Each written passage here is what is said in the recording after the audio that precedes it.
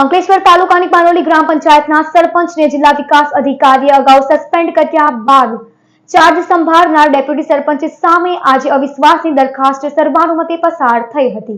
પાનોલી ગ્રામ પંચાયતના ડેપ્યુટી સરપંચ તેમજ ઇન્ચાર્જ સરપંચ તરીકે ફરજ બજાવતા સંદીપ નારાયણ વસાવા સામે આજે અવિશ્વાસની દરખાસ્ત પસાર થઈ હતી.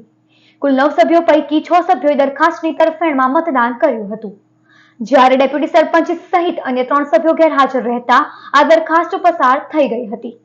ઉલ્લેખનીય છે કે થોડા દિવસો અગાઉ મહિલા સરપંચ હલીમા સોએબ હાટિયાને પ્રધાનમંત્રી આવાસ યોજનાના આવાસોની ફાળવણીમાં ગેરરીતિ આચરવા બદલ જિલ્લા વિકાસ અધિકારીએ સરપંચ પદથી દૂર કરી ડેપ્યુટી સરપંચને સત્તા આપવાનો હુકમ કર્યો હતો.